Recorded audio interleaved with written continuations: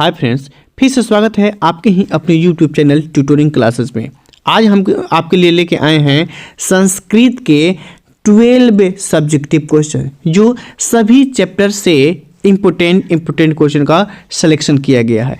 ये हमारा संस्कृत सब्जेक्टिव का सेट 1 होगा। इससे पहले हम लोगों ने हिंदी के सेट 1 में कुछ इम्पोर्टेंट क्वेश्चन को देखा था। इसके बाद हम लोग सभी सब्जेक्ट का टॉप सब्जेक्टिव क्वेश्चन का सिलेक्शन देखेंगे। यदि चैनल पे फर्स्ट टाइम आए हैं तो चैनल को सब्सक्राइब कर लीजिए, ताकि इस टाइप के इन्फॉर्मेटिव वीडियो आपको मिलता रहे।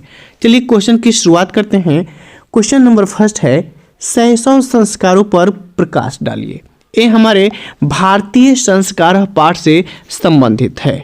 यदि आप सभी चैप्टर के ऑब्जेक्टिव तथा पाठ्य पुस्तक के संबंधित प्रश्न उत्तर को नहीं देखा है तो उस दोनों प्लेलिस्ट का लिंक नीचे डिस्क्रिप्शन बॉक्स में दे देते हैं, आप जरूर देखिएगा।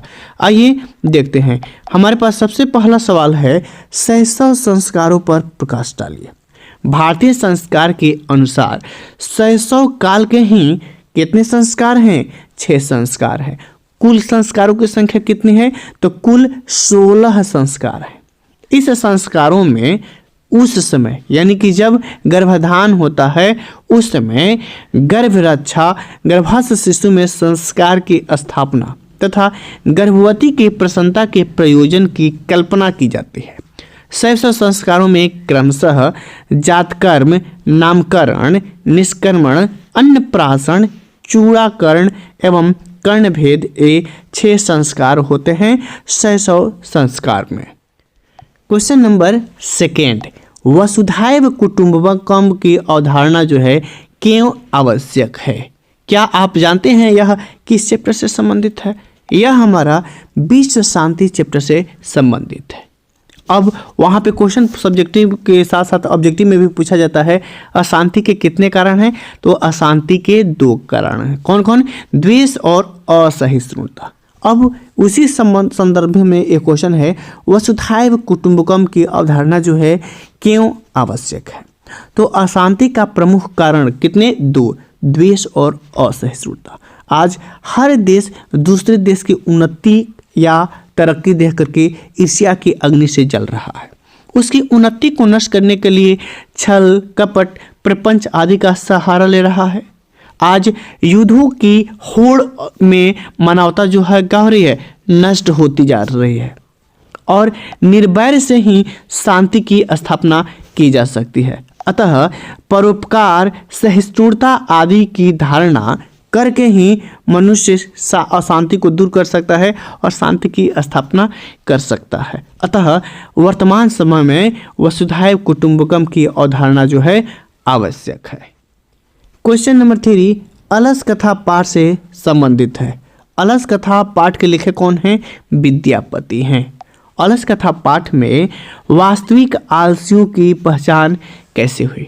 अलस कथा पाठ के अनुसार वास्तविक आलसियों की संख्या कैसे हुई है? अलसशाला में आग लगाने से की गई। क्यों लगाई गई? ये मिथिला के जो मंत्री थे विदेश्वर, उसको एक योगी पुरुष द्वारा ये सलाह दिया गया था। आग लगने से 4 वास्तविक आलसी को छोड़ करके बाकी जो बनावटी आलसी का सहारा लेकर भोजन करते थे, वे सभी क्या हो गए? भाग गए थे। आपसे क्वेश्चन पूछा जाता है, आलसियों को कैसे बाहर किया गया? तो आलसियों को अलसशाला में केस पकड़कर बाहर किया गया है। यहाँ से भी ऑब्जेक्टिव क्वेश्चन आपसे पूछे जाते हैं।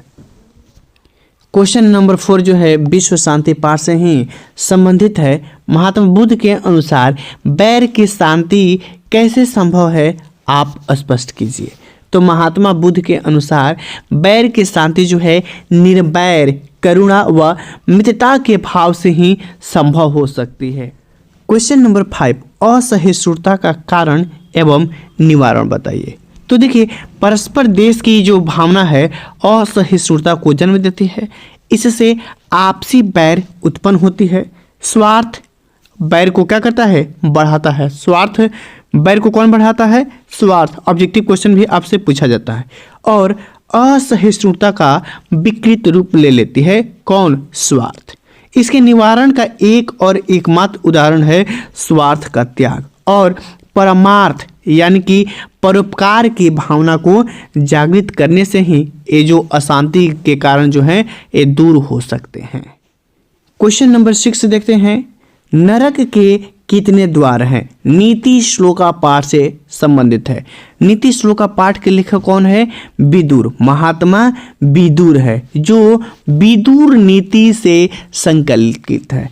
जो नीति विदुर नीति जो है उसके लेखक जो है महात्मा विदुर हैं, जो धृतराष्ट्र के उद्विग्न मन को शांत करने के लिए नीतिगत बातें बताते हैं। क्वेश्चन भी पूछा जाता है धृतराष्ट्र के प्रश्नों को समुचित उत्तर कौन देते हैं?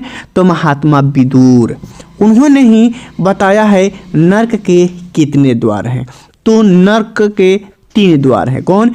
काम, क्रोध और लोभ जो हैं ये नरक के द्वार हैं। और नरक के द्वार के कितने हैं?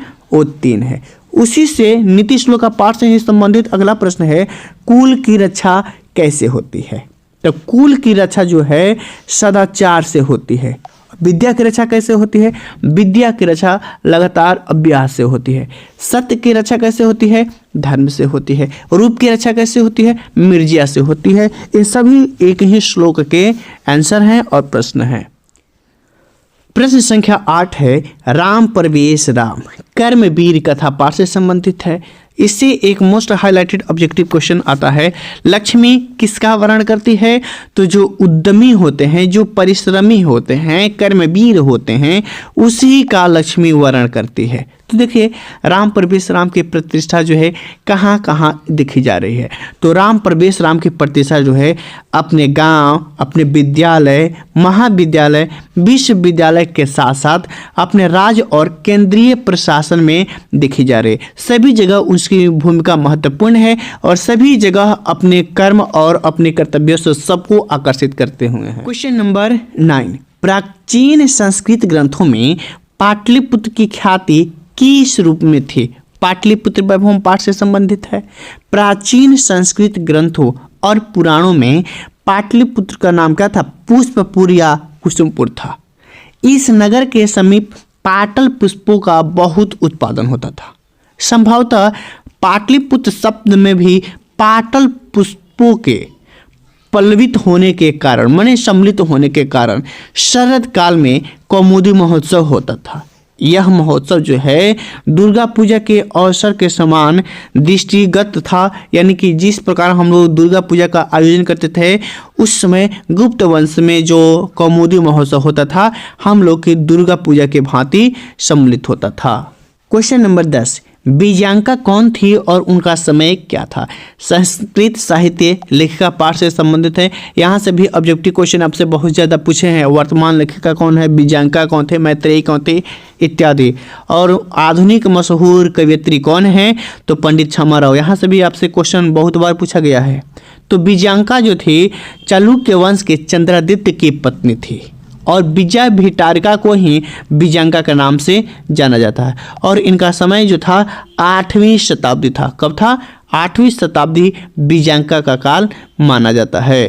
प्रश्न संख्या 11 देखते हैं, कौन से विदेशी यात्री पटना आए थे? पाटलिपुत्र वैभव पाठ से संबंधित है। तो आप जान जाइए कौन कौन यात्री थे।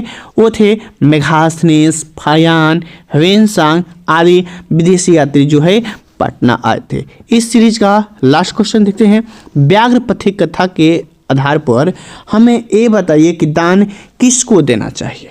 ए बातें जो बाघ जो है उस मंदबुद्धि पथिक को समझा रहा है, दान गरीबों को देना चाहिए और उसे देना चाहिए जो उपकार नहीं किया है, उसे दान देना चाहिए। और दान देते वक्त स्थान, समय और पात्र को ध्यान में रख करके ही दान देना चाहिए। उस मंदबुद्धि पथिक को अपनी ओर आकर्षित करने के लिए ये बात बाघ जो है पथिक को बता रहा है। तो इस सीरीज में हम लोग 12 महत्वपूर्ण लघु उत्तरीय प्रश्नों को देखा। यह सीरीज को यदि आप पसंद करते हैं तो इसका सेट 2 लेकर भी आएंगे। मिलते हैं अगली वीडियो के साथ, तब तक के लिए धन्यवाद।